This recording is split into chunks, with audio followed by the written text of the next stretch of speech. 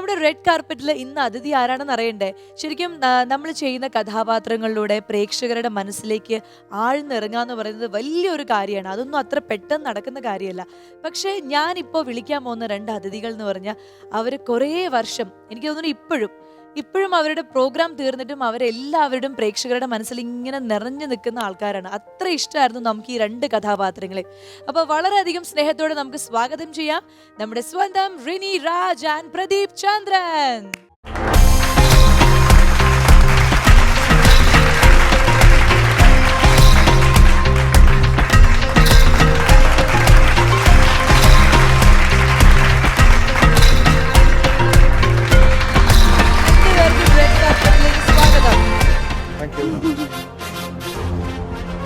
ഓ, ഇവിടെയും സല്യൂട്ട് വേണം. കാരണം ഒരു പോലീസ് ഓഫീസറും ഒരു കളക്ടറുമാണ് എന്റെ അപ്പുറത്തും ഇപ്പുറത്തും നിൽക്കുന്നത്. അപ്പൊ സല്യൂട്ട് ഇല്ലാതെ പിന്നെ ഒരു രക്ഷയില്ലല്ലോ. 2 പേർ കൊടുത്തേ പറ്റും. 2 പേർക്കും തന്നു ഞാൻ നന്നായിട്ട്. പക്ഷെ എനിക്ക് ഇങ്ങനെ സല്യൂട്ട് ചെയ്യാൻ അറിയുള്ളൂ. ഇവർ 2 പേരെയും ഇത്രയും മനസ്സിൽ കൊണ്ടു നടന്ന പ്രേക്ഷകർക്കും നമ്മൾ ഒരു സല്യൂട്ട് കൊടുക്കാണ്. ഇങ്ങനെ തന്നെ. എന്തായാലും നമുക്ക് സ്വാഗതം. ഇവർക്ക് 2 പേർക്കും നമുക്കൊരു കസേര കൊടുത്ത് അവിടെ ഇരുന്ന് നമുക്ക് ഡീറ്റെയിൽ ആയിട്ട് സംസാരിക്കാം. ഓക്കെ. പ്രതിഭേട്ട, എനിക്ക് ആദ്യം പ്രതിഭേട്ടനോട് ചോദിക്കാനുള്ള, പ്രതിഭേട്ടൻ അച്ഛനൊരു പോലീസ് ഓഫീസറാണ് അല്ലേ? അച്ഛന്റെ ആഗ്രഹമായിരുന്നോ മോനെ ഒരു പോലീസ് ആക്കണമെന്നുള്ളത്? ഉണ്ടാവുമല്ലോ, സ്വാഭാവികം. അങ്ങനെ ഉണ്ടായിരുന്നോ? സ്വാഭാവികമായിട്ടും ആഗ്രഹം ഉണ്ടായിരുന്നു. അതിന് വേണ്ടിട്ട് SI ടെസ്റ്റ് എഴുതാനൊക്കെ കോഴ്സിനൊക്കെ വിട്ടിട്ടുണ്ടായിരുന്നു. നമ്മുടെ കോഴ്സ് മെയിൻ കോഴ്സ് ഇതാണല്ലോ, ഇതാണ്. അപ്പൊ ഇങ്ങനെ അതിലോട്ട് മാത്രമായിട്ട് ഫോക്കസ് ആയിപ്പോയി. ഇനി അതായത് നിങ്ങൾ സെറ്റിൽ എങ്ങനെയാണ്? പ്രദീപേട്ടൻ കുറച്ച് ഇങ്ങനെ എന്താ പറയാ ഹൂ ഹൂ എന്നൊക്കെ പറയുന്ന ആളും റിനി ഭയങ്കര പഞ്ചപാവണം. എങ്ങനെയാണ് നിങ്ങളുടെ സീരിയൽ വിശേഷം? ഈ ചേട്ടൻ എങ്ങനെയുണ്ടായിരുന്നു? സീരിയൽ സീരിയലൊക്കെ അടിപൊളിയായിരുന്നു. ഈ കാണുന്ന ഗൗരവൊന്നും ഇല്ല, ഭയങ്കര തമാശക്കാരനാണ്. അല്ല, ചില സമയത്ത് എനിക്ക് അങ്ങനെ തോന്നുന്നു. അയ്യോ, ഗൗരവം ഉണ്ടാവാറുണ്ട്. അത് ഉണ്ടാവുന്ന സമയത്ത് ഭയങ്കര. പക്ഷെ ഏറ്റവും കൂടുതൽ ടേക്ക് ഒക്കെ എടുക്കുന്നത് നിങ്ങളിൽ ആരാണ്? കൂടുതൽ തെറ്റിക്കുന്നതല്ല, തെറ്റിപ്പിക്കുന്നതായിട്ടുള്ള ഒരാളുണ്ട്. അത് നമ്മുടെ ഈ സജഷൻ ഷോട്ട് ഒക്കെ വെക്കുമല്ലോ. അപ്പൊ ക്യാമറ അവിടെ ആയിരിക്കും, ഞാനിവിടെ ആയിരിക്കും. അപ്പൊ ഇവിടെ ഇദ്ദേഹം നിപ്പുണ്ട്, നിന്നിട്ട് ബെഞ്ചിന്റെ മേളിലൊക്കെ ആയിരിക്കും. അപ്പൊ ഇങ്ങനെ നിന്നിട്ട് നോക്കുമ്പോഴേക്കും ഞാൻ ക്യാമറയുടെ ഫ്രണ്ടിൽ ഇങ്ങനെ നോക്കുമ്പോഴേക്കും ഇദ്ദേഹം ഈ സൈഡിൽ നിന്ന് ഈ എന്തൊക്കെ കഥകളിയും മോഹിനിയാട്ടം എല്ലാം ഇത് കാണിക്കുമ്പോ എന്നെ ചിരിപ്പിക്കാൻ നോക്കും മാക്സിമം. ഡയറക്ടർ ഇതൊന്നും കാണത്തില്ല, ഡയറക്ടർ ഞാൻ ഫ്രെയിം മാത്രമേ കാണും. ഇവിടെ നിന്ന് തുടങ്ങും, ഞാൻ പറഞ്ഞ ഇങ്ങനെ പറയും, മുണ്ടരുത് ഷോർട്ട് ഓണോ ഇങ്ങനെയൊക്കെ പറയും. ഇതൊന്നും കേൾക്കില്ല, ഇങ്ങനെ പറഞ്ഞ് ചിരിപ്പിക്കും. അങ്ങനെ ഒരു ടേക്ക് ആവും, 2 ടേക്ക്. കാരണം പറഞ്ഞുകൊണ്ടിരിക്കുമ്പോഴേക്കും ഇവിടെ തുടങ്ങും, ചിരിപ്പിച്ച് 4-5 ആക്കുമ്പോഴും ഡയറക്ടർ ചൂടാവും. ഞാൻ പറഞ്ഞു, സാർ 1 മിനിറ്റ് എന്ന് പറഞ്ഞാൽ ഒരു 5 മിനിറ്റ് മാറി ഞാൻ ചിരിക്കും. അത് കണ്ടിട്ട് അടുത്ത ആൾ ചിരിക്കും, അത് കണ്ടിട്ട് ക്യാമറാമാൻ ചിരിക്കും. പിന്നെ കൂട്ട ചിരിയായിട്ട് ഡയറക്ടർ അവിടെ നിന്ന് ഇറങ്ങിപ്പോയി അവിടെ. ഓക്കെ, അപ്പൊ നമുക്കൊരു കാര്യം ചെയ്യാം. എന്തായാലും നിങ്ങൾ ഒരുമിച്ച് വന്നു, കുറെ നാളിന് ശേഷം നിങ്ങൾ ഒരുമിച്ച് കാണുന്നു. റിനി ആണെങ്കിൽ ഇപ്പോഴും 21-ൽ നിൽക്കാണ്, കുട്ടിയാണ്. ആ കുട്ടിത്തം നിറഞ്ഞ റിനിക്ക് വേണ്ടി നമുക്കൊരു ഗെയിം കളിച്ചാലോ? പക്ഷെ റിനി അങ്ങനെ ഒറ്റയ്ക്ക് കളിച്ചു കഴിഞ്ഞാൽ എന്റെ പ്രേക്ഷകര് സങ്കടപ്പെടും. കാരണം അവർക്ക് പ്രദീപേട്ടന്റെ കഴിവും ഗെയിമിൽ എങ്ങനെയാണ്, പിന്നെ ഒരു കുഞ്ഞ് നമ്മുടെ കൂടെ നിന്ന് കളിക്കുമ്പോൾ അവരെങ്ങനെ നമ്മൾ സപ്പോർട്ട് ചെയ്യും, ആ കെയറിങ്, അതെല്ലാം അറിയാനുള്ള ഒരു സമയമാണ്. അപ്പൊ നിങ്ങൾ 2 പേരും ഉഷാറായിട്ട് ഗെയിം കളിക്കണം. റെഡി അല്ലേ? റെഡി. അപ്പൊ ഇവർക്ക് വേണ്ടിയുള്ള ഗെയിമിന്റെ പ്രോപ്പർട്ടീസ് വരട്ടെ.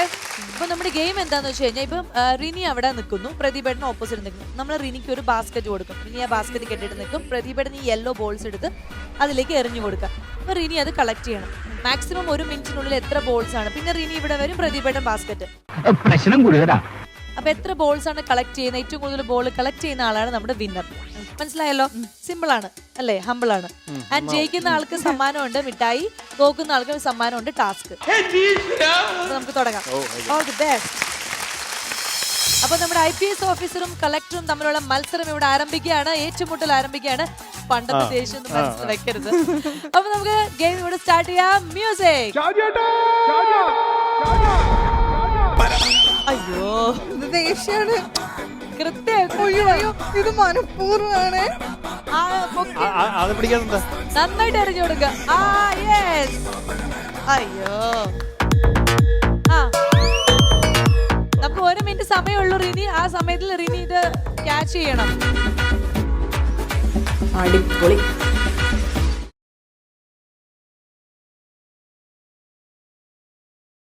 എന്തിനാ ഞാൻ പിടിക്കാൻ വരുമ്പോ നീ ചാടി പോകുന്നേ? വേണമെങ്കിൽ പൊസിഷൻ ഒന്ന് മാറിക്കോ റിനി, അപ്പൊ കിട്ടും. അങ്ങോട്ടും ഇങ്ങോട്ടും നീങ്ങി കഴിഞ്ഞാൽ കിട്ടും. ആ അതന്നെ, അങ്ങനെ അങ്ങനെ ഡൗൺ ആയിട്ട് അപ്പായിട്ട്. എനിക്ക് പ്രാന്ത് പിടിക്കുന്നടാ. റിനി മനഃപൂർവ്വമല്ല. കളക്ടറിന് മാനം കളയരുത്. എന്തെങ്കിലും ഉണ്ടെങ്കിൽ നമുക്ക് സംസാരിച്ച് തീർത്തൂടെ? മാറിക്കളയാണ്. അയ്യോ, ദേഷ്യം വരുന്നു. ആ ബോളിന് ഇഷ്ടമല്ല. Time over, time over, time over. നമ്മൾ 1 മിനിറ്റ് കഴിഞ്ഞിരിക്കുകയാണ്. കുറെ ബോളുകൾ ഇവിടെ ചിന്നി ചെതറിയിട്ടുണ്ട്. നമുക്ക് നോക്കാം റിനി എന്തോരമാണ് കളക്ട് ചെയ്തിരിക്കുന്നത്. 1 2 3 4 5 6 ബോൾസ് ആണ്. അപ്പൊ നമ്മുടെ റിനിയാണ് അടുത്തത് എറിയാൻ പോകുന്നത്. പ്രതിഭയുടെ പേടിയുണ്ടോ? നെഞ്ച് നോക്കി അവൾ എറിയോ? നെഞ്ചിന്റെ ഏകദേശം ഈ ഭാഗത്ത് തന്നെ റിനി ക്രിക്കറ്റ് കളിക്കാറുണ്ടോ? ഇല്ല. ഈ ഉന്നം നല്ല ഉള്ള അറിയില്ല, എനിക്ക് അറിയാനേ അറിയില്ല. എന്തായാലും അങ്ങനെയുള്ള ആൾക്കാരെയാണ് നമുക്ക് വേണ്ടത്. നോക്കാം. അപ്പൊ എന്തായാലും നമുക്ക് ഈ ഗെയിം സ്റ്റാർട്ട് ചെയ്യാം. മ്യൂസിക്.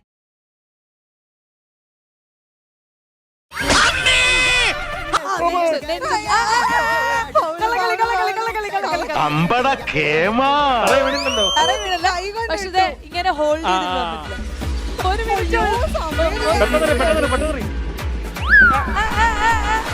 കൈ ബാക്കിൽ കെട്ടു മിസ്റ്റർ IPS ഓഫീസർ.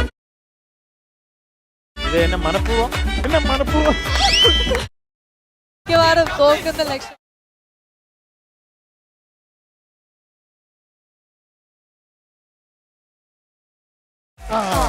ഒരെണ്ണം കിട്ടിയിരിക്കുകയാണ്.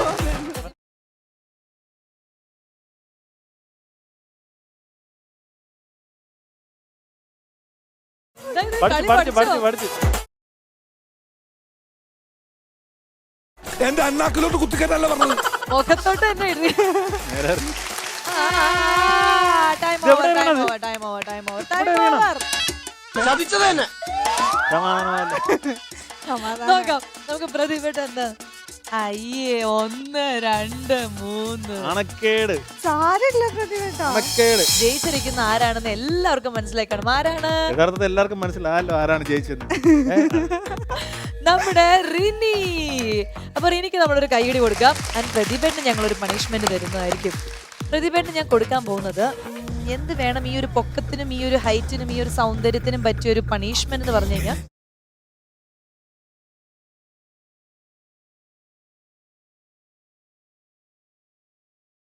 നമുക്കൊരു സ്പോർട്ട് ഡബിങ്. ഏറ്റവും ഓക്കെ അല്ലേ? ഡബിങ് കട്ടയ്ക്ക് ആ സൗണ്ടിന്റെ ഗാംഭീര്യം പുറത്ത് വരുന്ന ഭാഗത്തിനുള്ള നല്ലൊരു അടിപൊളി നമ്മളൊരു ഇത്. Hello hello hello checking. അപ്പൊ റിനി റെഡി അല്ലേ കാണാൻ? അതെ. അപ്പൊ റിനിയുടെ മിഠായി എവിടെ? മിഠായി ഒരു കോലും മിഠായി. ഈ പ്രായത്തിലെ കുട്ടികൾക്ക് കോലുമിഠായി അല്ല ചേട്ടാ. പക്ഷെ ഡ്രസ്സിന് മാച്ച് ആയിട്ടുള്ള ഒരു മിഠായിയാണ് ഞാൻ കൊണ്ടുവന്നത്. ഇനി അടുത്ത നമ്മുടെ പ്രതിഭയുടെ പണിഷ്മെന്റ്. അതെനിക്കൊരു പണിഷ്മെന്റ് ആയിട്ട് തോന്നില്ല. കാരണം ഇത്രയും നല്ലൊരു ആർട്ടിസ്റ്റ് ആണ്. ഡെഫിനറ്റ്ലി ആ ഒരു ടാസ്ക് വളരെ ഈസി ആയിട്ട് യു ക്യാൻ ഹാൻഡിൽ. ഓക്കെ. അപ്പൊ ഇത് പണിഷ്മെന്റ് റെഡി അല്ലേ? അതെനിക്ക് പ്രതിഭേട്ടന് ഒരുപാട് സിനിമ കാണുന്ന ആളാണ്. അത്യാവശ്യം ഡയലോഗ്സ് ഒക്കെ ഓർമ്മയിലുള്ള ഒരാളാണ് അല്ലേ? കിടുക്കൻ ഡയലോഗ്സ് ആണ്. പ്രതിഭേട്ടന്റെ ശബ്ദത്തിന് പറ്റിയ നല്ല കിടുക്കൻ പഞ്ച് ഡയലോഗാണ് നമ്മൾ തരാൻ പോകുന്നത്. യെസ്. പ്രതിഭേട്ടന്റെ സൗണ്ടിന് പറ്റിയ നല്ല അസലാണ്. കഴിഞ്ഞോണം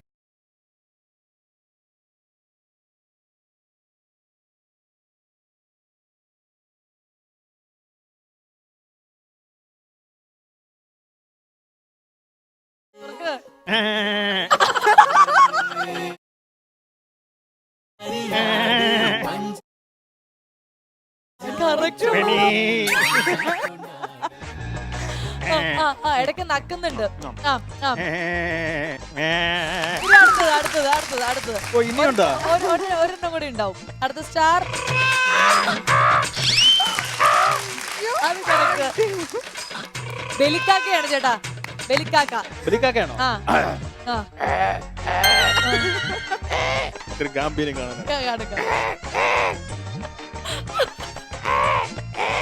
അയ്യോ.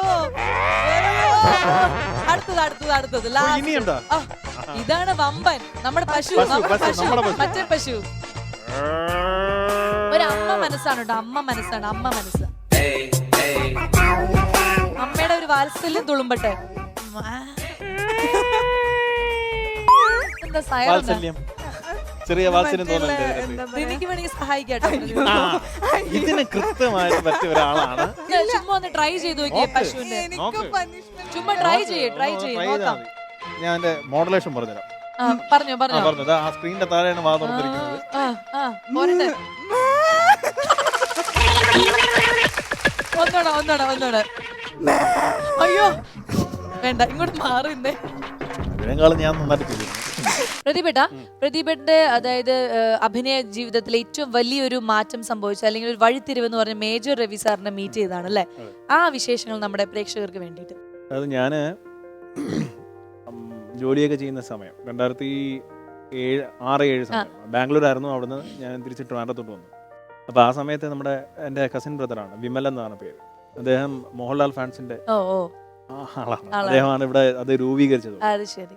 അപ്പൊ ആദ്യമായിട്ട് ലാൽ സാറിനെ കാണാൻ പോകുന്നത് അദ്ദേഹത്തിന്റെ കൂടെയാണ്. നമ്മുടെ ചിത്രാഞ്ജലി സ്റ്റുഡിയോയില് ഗുരു എന്നുള്ള സിനിമയുടെ ആ സമയത്ത് 1998 സമയത്താണ്. അപ്പൊ അവിടെ വെച്ച് കാണുന്നത് മാത്രമേ ഉള്ളൂ. പിന്നീട് നമ്മുടെ കീർത്തി ചക്രയൊക്കെ ഹിറ്റായിരിക്കുന്ന സമയത്ത് മേജർ രവി സാറിന്റെ പടമാണ് ആദ്യത്തെ, ലാൽ സാറാണ്.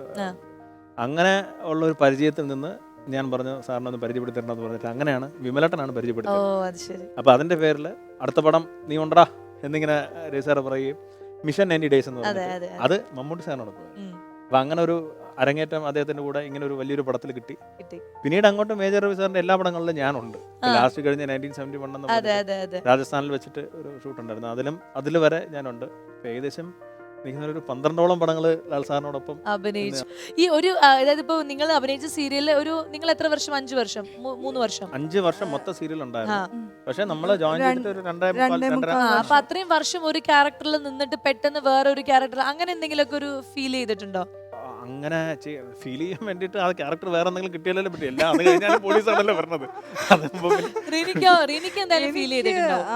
ആക്ച്വലി ആ കറുത്തമുത്ത് ആ ഒരു ക്യാരക്ടർ ചെയ്ത ഒരു എന്താ പറയാ അതുപോലെ ഒരു ഇത് വേറെ ഒന്നിലും കിട്ടിയിട്ടില്ല. ഇപ്പോഴും അത് തന്നെയാണ് എല്ലാവരും ഇതാക്കുന്നത്. അപ്പൊ അതുപോലെ ഒരു ഇത് വേറെ ഒന്നും കിട്ടിയിട്ടില്ല.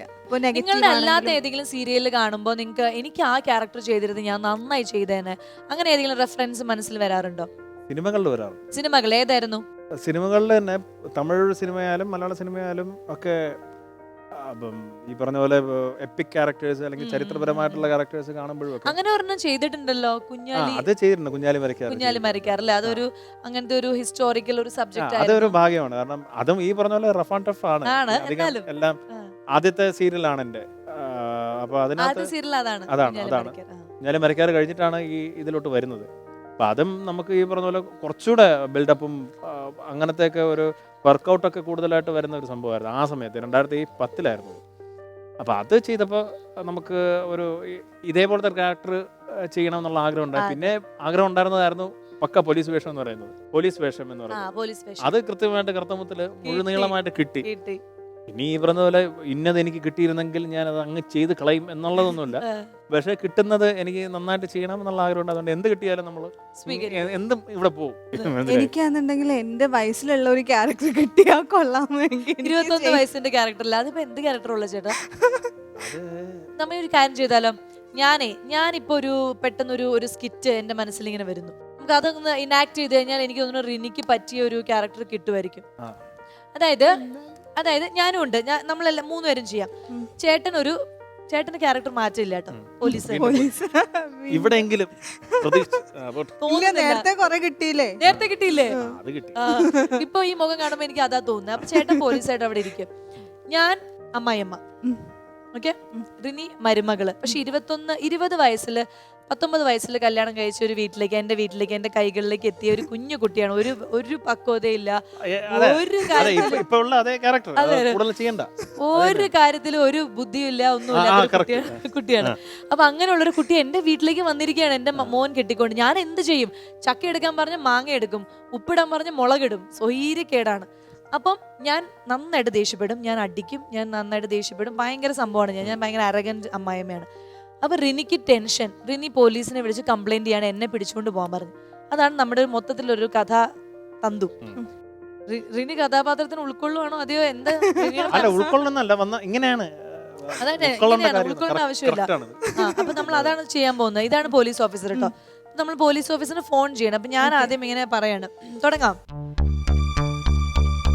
റിനി, ഒരു ഗ്ലാസ് പാല് ചോദിച്ചിട്ട് നീ എവിടെയാടി? ഇങ്ങോട്ട് വാടി. എന്താ അമ്മേ? പാൽ അടുപ്പത്ത് വെച്ചിട്ട് നീ എവിടെ പോയി ഇരിക്കുവായിരുന്നൂടി? ഏത് സമയത്ത് ഒരു കോലും മിഠായി. ഇതിനാണോ നിന്നെ കെട്ടിക്കൊണ്ട് വന്നത് എന്റെ മോൻ? പാല് ഞാൻ ഓഫ് ചെയ്തു. എവിടെ എവിടെ എവിടെ പാല്? അടുപ്പിലുണ്ട്. അടുപ്പിലോ അടുപ്പിലോ? ആ പാല് കരിഞ്ഞു പോയി. എനിക്ക് കൃത്യം 11 മണിക്ക് ഹോർലിക്സ് തരുന്ന ഞാൻ 100 പ്രാവശ്യം പറഞ്ഞിട്ടുള്ളതാ. ഞാൻ വേറെ പാലെടുത്ത് ഒരു പണിയും ചെയ്യുമ്പോൾ നീ ഇറങ്ങണം എന്റെ വീട്ടിൽ നിന്ന്. എന്റെ മോന്റെ ജീവിതത്തിൽ നിന്ന് നീ ഇറങ്ങണം. അല്ലാണ്ട് ഇവിടെ ഇങ്ങനെ കോലുമിഠായി കഴിച്ചിരിക്കല്ല വേണ്ടത്.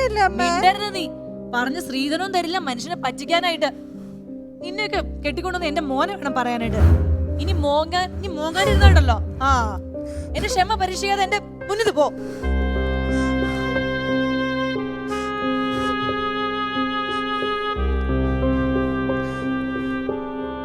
ഹലോ ഹലോ, പോലീസ് സ്റ്റേഷൻ അല്ലേ?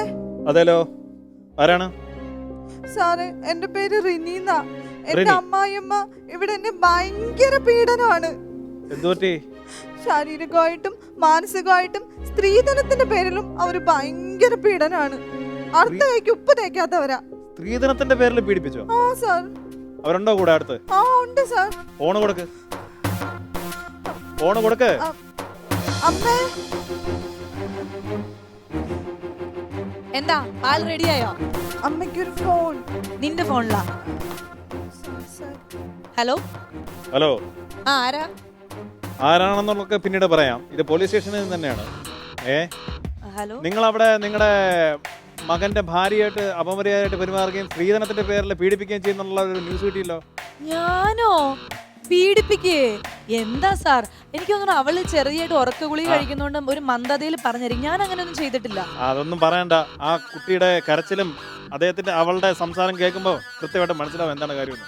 എന്തായാലും ഈ സമയത്ത് ഇങ്ങനെയുള്ള കാര്യങ്ങളെല്ലാം ഓരോന്നും ഓരോ മൂലയിൽ നിന്ന് വന്നുകൊണ്ടിരിക്കുകയാണ്. അയ്യോ സാർ, എന്തായാലും ഇങ്ങനെ ഒരു കംപ്ലൈന്റ് കിട്ടിയ സ്ഥിതിക്ക് ഇതിനെക്കുറിച്ച് വ്യക്തമായിട്ട് നമ്മൾ പോലീസുകാർ വന്ന് നിങ്ങളെ നേരിട്ട് കണ്ട് അന്വേഷിക്കാനും അതിനുള്ള അടുത്ത സ്റ്റെപ്പുകൾ ഉടനെ തന്നെ ഉണ്ടാകും.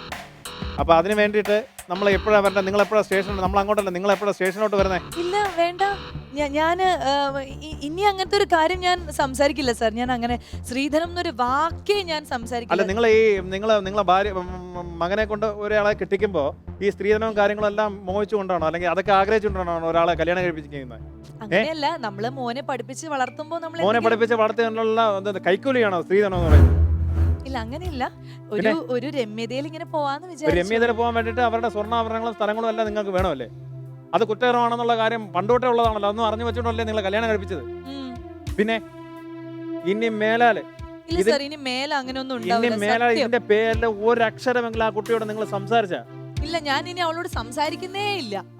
വളരെ സ്നേഹത്തോടും വളരെ ബഹുമാനത്തോടുകൂടി പരസ്പര ബഹുമാനത്തോടുകൂടി നിങ്ങൾ അവിടെ കഴിയണം. അത്രേ ഉള്ളൂ. എന്തെങ്കിലും രീതിയിലുള്ള കംപ്ലൈന്റ് ഇതുവഴി എനിക്ക് കിട്ടിക്കഴിഞ്ഞാല് മുഖം നോക്കാതെ ആക്ഷൻ എടുക്കും. അത് കേരള പോലീസ് അങ്ങനെയാണിപ്പോ, പ്രത്യേകിച്ചും ഇങ്ങനത്തെ ഒരു കാലഘട്ടത്തില്. കേട്ടല്ലോ, ഇനി മേലാൽ ഇങ്ങനെ ഒരു സംഭവം ഉണ്ടായി പോരുത്. ആ കുട്ടിയുടെ ഫോൺ കൊടുത്തേ. കൊടുക്കാം. Hello sir. പേരെന്താന്ന് പറഞ്ഞേ? റിനിയോ? റിനി. റിനി, ഇനി എന്തെങ്കിലും ഇതേ രീതിയിൽ സ്ത്രീധനത്തിനെ കുറിച്ചോ അല്ലെങ്കിൽ നിങ്ങൾക്ക് സ്വൈര്യമായിട്ട് അവിടെ താമസിക്കാൻ പറ്റില്ല എന്നുള്ളൊരു അവസ്ഥ വരികയാണെങ്കിൽ കേരള പോലീസിനെ വിളിക്കുക. കൃത്യമായിട്ടുള്ള നടപടി ഉണ്ടാകും. കേട്ടല്ലോ, നിങ്ങൾക്ക് ഇനി സ്ത്രീധനത്തിന്റെ പേരിൽ പ്രത്യേകിച്ചും യാതൊരു പ്രശ്നവും ഉണ്ടാവില്ല. നിങ്ങൾക്ക് നന്നായിട്ട് സന്തോഷത്തോടു കൂടി നിങ്ങൾക്ക് വീട്ടിൽ കഴിയാം. കേട്ടോ, എല്ലാത്തിനും നമ്മൾ കൂടെ എപ്പോ ഉണ്ടാവും. ശരി എന്നാ, ഓക്കെ, ബൈ. ഇങ്ങനത്തെ ചെറിയ കാര്യത്തിനൊക്കെ പോലീസിനെ വിളിക്കാമോ? ഇവിടെ ഇരിക്കൂ, എന്റെ പൊന്നു മോള് ഇവിടെ ഇരിക്ക്. കോലുമിഠായി ആരാ മേടിച്ചതെന്ന്? അവൻ മേടിച്ചതെന്നാണോ? വേണ്ട, മോള് കഴിച്ചോ. മോക്ക് ഉച്ചക്ക് മട്ടൻ വേണോ അതെയോ ചിക്കൻ വേണോ? എന്താ അമ്മ ഉണ്ടാക്കി തരണ്ടേ? മട്ടൻ ബിരിയാണി ആയിക്കോട്ടെ അല്ലേ? പിന്നെ ഇവിടെ ഒരു പണിയും ചെയ്യണ്ട, ഇവിടെ ഇരുന്നാ മതി. ഞാൻ എല്ലാം ഉണ്ടായിക്കൊണ്ട് വരാം കേട്ടോ. പോലീസിനെ ഒന്ന് വിളിക്കല്ലേ?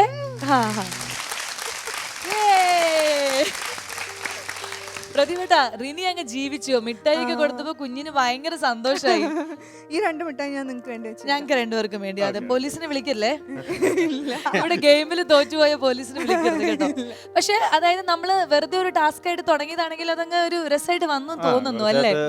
ഈ ഇടയ്ക്ക് ഇവിടെയൊക്കെ സംഭവിക്കുന്ന കാര്യങ്ങൾ പുറത്തറിയാതെ സംഭവിക്കുന്ന കാര്യങ്ങളാണ് നന്നായിട്ട് പുറത്ത് വന്നിട്ടുള്ളതും ജനങ്ങൾ അറിഞ്ഞതും അതിന്റെ സീരിയസ്നെസ് എത്രത്തോളം ഉണ്ടെന്നുള്ള കാര്യം. അതെ, അപ്പൊ ഞങ്ങൾ ഈ ഒരു ചെറിയ കാര്യത്തിലൂടെയും ഇത് തന്നെയാണ് പ്രേക്ഷകർക്ക് മുന്നിലേക്ക് വയ്ക്കാനുള്ള ഒരു മെസ്സേജ് എന്ന് പറഞ്ഞു കഴിഞ്ഞാൽ, നമ്മളൊരു പെൺകുട്ടിയെ കല്യാണം കഴിച്ച് വരുമ്പോൾ നേരത്തെ പ്രതിഭയുടെ ഡയലോഗോ അല്ല ഈ സ്ത്രീധനവും സ്വത്തും ഒന്നും മോഹിച്ചിട്ടല്ല, രണ്ടുപേരും ഒരുമിച്ച് ജീവിക്കാനുള്ള ഒരു നല്ലൊരു അന്തരീക്ഷം നമ്മളെല്ലാവരും ക്രിയേറ്റ് ചെയ്ത് കൊടുക്കുക എന്നുള്ളതാണ്. അപ്പോൾ നമ്മളെല്ലാവരും ഇതിന് ശക്തമായിട്ട് സ്ത്രീധനത്തിന് എതിരെ നിൽക്കുന്ന ആൾക്കാരാണ്. എല്ലാവരും അങ്ങനെ ആയിരിക്കണം എന്നുള്ളൊരു കുഞ്ഞു മെസ്സേജ് അത്രേ ഉള്ളൂ. പോലീസും മരുമകളും അമ്മായിയമ്മയും എല്ലാം ചേർന്ന് നിങ്ങളുടെ മുന്നിൽ അവതരിപ്പിച്ച് ഈ ചെറിയ നാടകത്തെ നമ്മളിവിടെ കർട്ടൻ ഇടുകയാണ്. നമോ വാഗം.